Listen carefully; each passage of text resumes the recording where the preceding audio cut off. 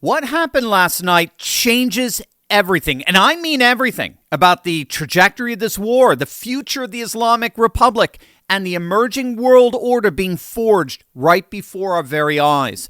In the span of a single overnight strike package, the United States and Israel didn't just hit a target, they ripped the beating heart out of what remained of the Iranian regime's command structure, eliminating figures so senior, so deeply embedded in the machinery of the mullah's power that analysts are now openly asking a question that would have sounded insane just 3 weeks ago. Is the Islamic Republic of Iran finally finished? Stick with me to the very end of this video because I'm going to show you something that absolutely floored me. An admission coming from the single most unlikely source imaginable, one that confirms in crystal clear terms that this operation has crossed a threshold that even its fiercest critics can no longer deny. Hey gang, it's me, Dr. Steve, your Patriot Professor, here to help you make sense of the madness with breaking news and analysis you're not going to get anywhere else. So you know what to do. Make sure to smack that bell and subscribe button. Also, I know a lot of you are watching what's happening in the Middle East, and you're wondering, what does this mean for us? How does this come home? What does this war mean for my family, my finances, my future? Well, that's exactly the kinds of questions I answer every day in my Patriot Alerts. No panic, no spin, just clear, insightful analysis. Sign up for free by clicking on the link below. We do have some huge breaking news coming out of Iran. Israeli media has confirmed the death of Ali Larijani, one of the most senior Iranian security officials in the entire Islamic Republic. He was eliminated in a target strike as part of a sweeping Israeli and American operation against the regime's leadership structure.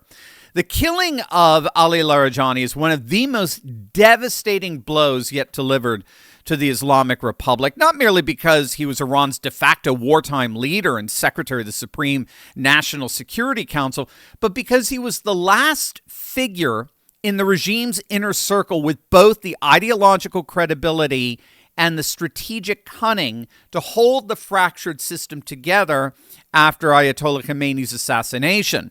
A man who spent decades as Iran's chief nuclear negotiator, declaring that any concessions on enrichment whatsoever were tantamount to treason, who oversaw the violent crackdown that killed thousands of Iranian protesters in January, and who vowed to make the United States and Israel burn for striking the heart of the Iranian nation. Larijani wasn't just an official. He was the hardline last spine of the regime itself. And with his death, there's no longer any commanding figure capable of coordinating Iran's military response, managing its fractured power structures, or preventing the Islamic Republic from collapsing into the chaos it so long inflicted upon others. Now, Larijani's killing is not an isolated event. In the same overnight wave of strikes, Israeli forces also eliminated General Gholam Reza Soleimani, the 6-year commander of Iran's feared Basij paramilitary force, the very instrument of domestic terror that led the brutal crackdowns on anti-regime protesters, killing, by some estimates, tens of thousands of Iranians during the January uprising and suppressing dissent going back to the 2009 Green Movement. The Israeli military confirms Soleimani was struck in a makeshift combat tent in central Tehran. Now, that's a detail that tells you everything, because the most powerful internal security force in the Islamic Republic had been reduced to hiding in a tent after its headquarters were destroyed. Now, with Soleimani gone, the regime has lost not just a commander, but the very muscle it relied on to crush any uprising from within. And with the Persian New Year, what's called Nowruz, just days away, the regime can no longer count on the Basij to put down the celebrations that could very quickly become a revolution. I mean, make no mistake, ordinary Iranians, the Iranian people, are celebrating the announcement of these deaths. The regime they have lived under for decades, The regime responsible for the deaths of tens of thousands of their own citizens is being dismantled in real time. And what we may be witnessing is not just a military campaign, but the opening of a historic window for the Iranian people to rise up, reclaim their sovereignty, and step toward a new future in actual partnership with Israel and the Arab Gulf states. Now, both Larijani and Soleimani's elimination comes in the context of a broader, systematic campaign to decapitate the Iranian regime from the top down, following what analysts on the ground in Israel are describing as visible and accelerating cracks in the regime's backbone. So just 2 weeks ago, we saw the death of Supreme Leader Ayatollah Khamenei himself, and now reports are surfacing that his son, Mojtaba Khamenei, was severely injured, possibly killed in the very same strike that targeted key IRGC commanders. The regime has been completely unable to produce photos or videos of Mojtaba alive and functional, which is a massive blow to the regime's legitimacy and command structure. In fact, many are arguing that the mullahs they've been de facto dethroned. The IRGC has taken charge. It's basically a coup. The mullahs now are merely masks disguising the military takeover, which makes the killing of Larijani and Soleimani all the more significant. The operational tempo here is extraordinary. U.S. and Israeli forces have reportedly destroyed roughly 50% of Iran's ballistic missile launchers. They've dramatically reduced drone stockpiles, and they've struck weapons factories and storage facilities, all while continuing to target the human chain of command at the very apex of the IRGC. We now have confirmation that Allied forces have completely shattered and eliminated Iran's production capacity. Iran cannot produce a single additional ballistic missile. I mean, before the war, Tehran was producing up to 100 missiles a month and increasing. That pipeline has been completely shut down. This was phase 2 of the war. So the initial phase 1 involves suppressing air defenses, decapitating command and control, and destroying missile launchers. Phase 2 shifted to dismantling Iran's defense industrial base, their means of production. So that involves destroying missile production facilities, weapons factories, and underground ballistic missile silos. So needless to say, President Trump has publicly stated the operation is going very, very well. And the facts on the ground are clearly validating that claim, but it's not just the facts. There are growing, widening admissions that this operation is achieving a level of success beyond anyone's wildest imaginations, and you will not believe who just admitted that. It's literally the least likely source. It's going to absolutely blow you away. But first, the crypto markets, they're, shall we say, a little shaky, but this is exactly when patriots win. Let's be clear, moments like this are unsettling, right? Prices dip, headlines scream, and the so-called experts tell everyday Americans to sit tight and do nothing. But if you studied history, really studied it, you know something crucial. Every major leap forward begins with a pullback. Crypto has never moved in straight lines. It shakes out the weak hands, and then time and time again, it surges higher, rewarding those who understand the moment they were in. This isn't chaos. This is a reset.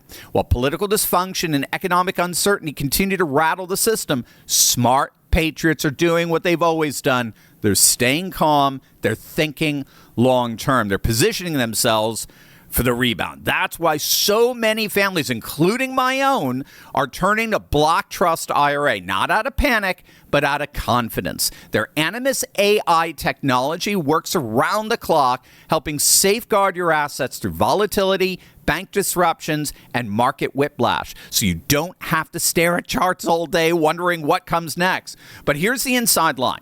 Animus AI doesn't just play defense. It's lying in wait. It's positioned to be the very first one off the starting blocks the second the bull starts running again. And in crypto, it always runs again. This is about building resilience. This is about protecting your family's future. And yes, this is about being ready when the next move up comes, as it always has. Head on over to turleytalkscrypto.com right now and take advantage of a free $2,500 funding bonus when you get started. I've been a long-time client of Block Trust. I love them. I know you will too. Click on that link below right now. The astonishing success of Operation Epic Fury is being admitted by none other than Al Jazeera, the Qatari state-funded media organization, often accused of being a propaganda arm for the Muslim Brotherhood and Hamas. They've assessed the state of the war, and their analysis sounds like it could literally be coming from Fox News or an Israeli think tank or a Trump press briefing. But no, it's coming from none other than Al Jazeera, long considered the mouthpiece of political Islam that has thus far framed every Israeli military action as genocide and every American intervention as imperialism. Al Jazeera published a very insightful opinion piece yesterday, March 16th, with the unambiguous headline, "The U.S.-Israeli strategy against Iran is working. Here's why." The author is a former U.S. State Department official writing from Doha, the very city where Iranian missile alerts are forcing residents into shelters and Qatar Airways is running evacuation flights. And he laid out the case with cold analytical precision. Iranian ballistic missile launches have collapsed by 90%, from 350 on day 1 of Operation Epic Fury to roughly 25 by day 14. Drone launches have fallen from more than 800 on the opening day to around 75 by day 15. Hundreds of missile launchers have been rendered non-operational. Iran's navy is being systematically eliminated. Its air defenses have been so thoroughly suppressed that the United States is now flying non-stealth B-52 bombers through Iranian airspace without a single confirmed loss. The Natanz nuclear facility has been completely crippled. Fordow remains non-operational, and the defense industrial facilities required to rebuild enrichment capacity are being struck one by one. Now, what's so interesting here is that the author compared the operation not to the disastrous Iraq invasion of 2003, but rather to the Allied dismantling of Nazi Germany's industrial war-making capacity between 1944 and 1945, where we saw systematic, phased destruction of an enemy's ability to project power, not just a battlefield defeat. And what's so key here is that Operation Epic Fury is effectively defanging the Iranian regime, right? We've been talking a lot about that over the last 2 weeks. It's wiping out their capacity to project power. And if you can't project power, both your people and the surrounding nations see you as a weakling. And they stop fearing you, and then they act accordingly. The entire architecture for Iran in the Middle East was based on their ability to project power. And they can't do that anymore. That has been rendered completely obliterated. 17 days in, Iran's supreme leader is dead. He was literally eliminated in the first 50 seconds of this war, as were dozens of his highest command advisors. His successor was wiped out within hours of him, and then now his son is reportedly wounded or incapacitated. The IRGC command structure has been decapitated at multiple levels, and Iran's proxy network, Hezbollah, Houthis, Hamas, the very architecture that allowed Tehran to hold the entire Middle East hostage for 4 decades, is fragmenting in real time. And so, based on all of those facts, even Al Jazeera can no longer deny it. And when the House organ of the Islamic world's political ambitions is forced to print the words, "The Israeli-American strategy is working," you're not watching the news anymore, you're witnessing history. And that is indeed what's unfolding before our very eyes. The golden age is history in the making, not just for America, but for an entire and brand new world. So many of you have asked how you can support what we're building here. And one simple way is through our Turley Talks merch, designed to reflect the values we live by. Just click the link below, take a look. I think you're going to love it.